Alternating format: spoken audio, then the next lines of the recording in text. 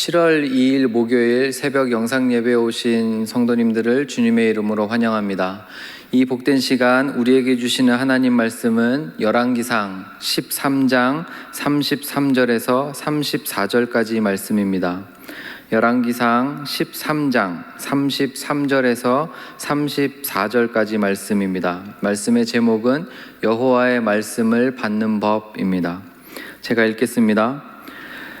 여로보암이 이 일 후에도 그의 악한 길에서 떠나 돌이키지 아니하고 다시 일반 백성을 산당의 제사장으로 삼되 누구든지 자원하면 그 사람을 산당의 제사장으로 삼았으므로 이 일이 여로보암 집의 죄가 되어 그 집이 땅 위에서 끊어져 멸망하게 되니라. 아멘. 사랑합니다. 저희는 지금 계속해서 이스라엘 왕국이 세워지고 그 왕국이 분열되고 있는 장면을 보고 있습니다. 지혜로운 왕이라고 불렸지만 솔로몬의 사후에 그의 나라는 두 조각으로 나뉘고 맙니다. 특별히 어제 살펴본 바대로 여로보암은 하나님께서 세우신 북이스라엘의 왕이 되지만 자기 마음대로 산당을 세우고 그리고 그곳에 금송아지 우상을 세워 놓습니다. 12장 33절 맨 마지막 절인데 이렇게 이야기를 합니다. 그가 자기 마음대로 정한 달 곧 8째 달 15째 날로 이스라엘 자손을 위하여 절기로 정하고 베델에 쌓은 제단에 올라가서 분향하였더라. 베델과 단 두 군데에 금송아지 우상을 놓고 그리고 자기 마음대로 정한 날짜에 그 날이 하나님을 여호와 하나님을 높이는 날이다. 특별히 여기서는 초막절을 이야기하는데 절기를 자기 마음대로 정해서 이스라엘 백성들에게 하나님을 만나러 오라라고 이야기를 하는 장면입니다. 13장은 참 기묘한 이야기로 시작이 되는데 하나님의 사람이 등장합니다. 하나님의 사람이 등장해서 이 지금 자행되고 있는 죄악들을 적나라하게 말을 합니다.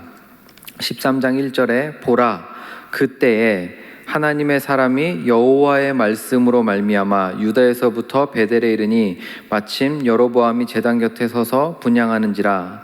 여로보암이 자기 마음대로 정한 날짜에 그 금송아지 우상을 세워놓고 여호와 하나님이라고 말하면서 막 분향을 하고 있는데 여호와 하나님의 사람이 나타나서 지금 혼을 내고 있는 것입니다. 그러면서 반드시 이 금송아지 우상들이 멸망할 것을, 이 잘못된 산당, 이 제사 드리는 이 모든 것들이 무너질 것을 지금 예언을 하는데 여로보암이 그 이야기를 듣자마자 하나님의 사람을 붙잡으라고 손을 뻗습니다. 그러자마자 그 손이 말라버리고 굳어버려서 오히려 반대로 하나님의 사람께 빕니다. 여호와 하나님께 은혜를 구해서 내 팔이 원래대로 돌아올 수 있게 해주십시오. 그래서 하나님의 사람이 여로보암을 위해서 기도하자 그의 팔이 온전히 돌아옵니다. 그 이야기가 5절과 6절이에요. 5절에 하나님의 사람이 여호와의 말씀으로 보인 징조대로 제단이 갈라지며 재가 제단에서 쏟아진지라. 6절에 왕이 하나님의 사람에게 말하여 이르되 청하건대 너는 나를 위하여 내 하나님 여호와께 은혜를 구하여 내 손이 다시 성하게 기도하라. 그래서 기도하자마자 원래대로 돌아오는 거죠. 여로보암 왕이 하나님의 사람에게 내가 이런 은혜를 입었으니 우리 집으로 초청하고 싶다. 나와 함께 가십시다. 라고 말하지만 하나님의 사람은 여호와의 말씀이 내게 임하셨는데 그 어떠한 것도 받지 말고 뒤도 돌아보지 말고 돌아온 길로도 돌아가지 말고 그대로 돌아서 하나님의 말씀만 선포하고 나오라고 하셨습니다. 하면서 이 여로보암 왕의 제안을 거절합니다. 그런데 이 장면을 보았던 그 사람들 중에 한 명이 자신의 아버지에게 가서 이 신기한 사건을 이야기하는데 신기하게도 그 사람 이야기를 전한 사람의 아버지가 선지자였어요. 노 선지자라고 소개가 되는데, 이 여호와의 사람이 하나님의 말씀을 선포하고 돌아가는 길에 이 노 선지자가 그 하나님의 사람을 찾아갑니다. 그래서 속여요. 천사가 와서 나한테 말했는데 당신을 접대하고 음식도 같이 나누고 우리 집에 가서 쉬라고 하셨습니다 라고 속여요. 그때 하나님의 사람이 그 노 선지자의 말을 듣고 선지자를 따라서 갑니다. 하나님의 말씀에는 분명히 여호와의 말씀에 라고 시작을 하면서 자기가 왕한테도 말했고 이 노 선지자한테도 말하는데, 뒤도 돌아보지 말고 돌아온 길로도 가지 말고 아무것도 하지 말고 말씀만 전하고 돌아 나와라, 이걸 말했는데도 불구하고 노 선지자의 말에 그대로 따라서 집으로 가서 식사를 나눕니다.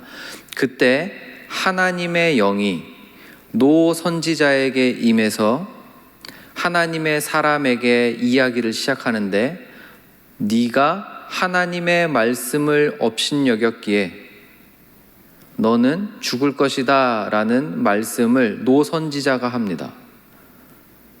이 장면이 이해가 되시는지 모르겠어요. 그리고 정말 섬뜩하리만큼 그 노 선지자에게 하나님의 영이 임해서 강권적으로 예언의 말씀을 듣고, 그리고 짐을 챙겨서 돌아가는 길에 하나님의 사람이 사자에게 물려 죽습니다. 그리고 노 선지자가 그 이야기를 듣고, 며칠 뒤에 그 이야기를 듣고 슬피 울면서 하나님의 사람의 시체를 가져다가 장사를 지내고, 뭐라고까지 얘기하냐면, 내가 죽으면, 노 선지자 내가 죽으면 이 하나님의 사람 옆에다가 나를 묻어다오, 하나님의 말씀은 반드시 이루어질 거다라고 말씀을 합니다. 그게 32절이에요.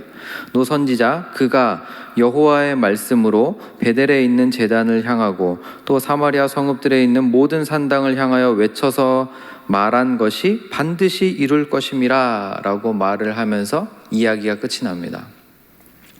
이 이야기는 참 기묘한 이야기인데 결론은 명백합니다.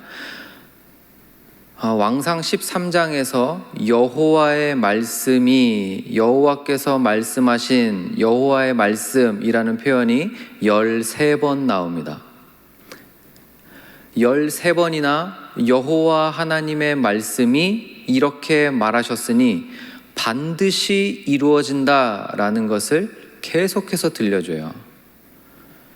여호와의 말씀대로 행하면 살고 여호와의 말씀대로 행하지 않으면 죽는 것입니다. 그래서 심지어 하나님의 사람이라고 불리는 사람조차도, 선지자라고 불리는 사람조차도 여호와의 말씀 때문에 하나님의 사람이 되는 것이지, 하나님의 말씀 때문에 선지자라고 불리는 것이지, 하나님의 말씀을 잘못 이해하면, 잘못 해석하면, 말씀을 잘못 이용하면 하나님께서 이렇게까지도 벌하실 수 있다는 경고의 말씀을 주고 있는 것입니다. 왜 그러냐 하면 저희가 함께 읽은 33절, 34절 때문에 그렇습니다. 34절과 34절은 이렇게 이야기를 시작합니다. 여로보암이 이 일 후에도 그의 악한 길에서 떠나 돌이키지 아니했다. 하나님의 사람이 와서 하나님의 말씀을 선포하고 그 일을 막으려고 함부로 팔 휘두르다가 그 팔이 마른 경험도 하고, 그래서 기도했더니 그 팔이 낫는 경험도 하고, 그 하나님의 사람이 하나님의 말씀대로 순종치 않아서 죽는 모습을 봤는데도 불구하고 33절 여로보암이 이 일들 후에도 그의 악한 길에서 돌이키지 않았다라는 것입니다. 사랑하는 성도 여러분, 말씀을 정리합니다. 여호와 하나님의 말씀을 받는 법을 배우셨으면 좋겠습니다. 여호와 하나님의 말씀을 받는 법을 저희는 반드시 배워야 합니다. 그 방법은 어떤 것입니까? 여호와 하나님의 말씀이 선포되면 그 말씀은 반드시 이루어질 줄로 믿고 사는 것입니다. 그것이 어떤 말씀이든지 반드시 이루어질 것을 믿고, 그래서 믿음은 보이지 않지만 바라는 것들의 실상이라고 불리게 되는 것입니다. 여호와의 말씀은 계산의 대상이 아니고 비교의 대상이 아니고 오직 성도에게는 믿음의 대상이 되는 줄 믿습니다. 왜 그렇습니까? 말씀이 육신이 되어 이 땅에 오신 분이 예수 그리스도이기 때문에 그렇습니다. 이 땅에 오신 성령께서 하시는 일이 우리 안에 말씀을 기억나게 하시고 말씀을 살려내게 하시는 일을 하시기 때문에 그렇습니다. 우리 아버지 하나님은 태초부터 말씀하시는 분이시기 때문입니다. 사랑하는 성도 여러분, 여호와 하나님의 말씀 받는 법을 배우시고 그 말씀 받아서 몸부림치시며 오늘 하루 승리하시는 저와 여러분 되시기를 주님의 이름으로 축원드립니다. 기도하겠습니다.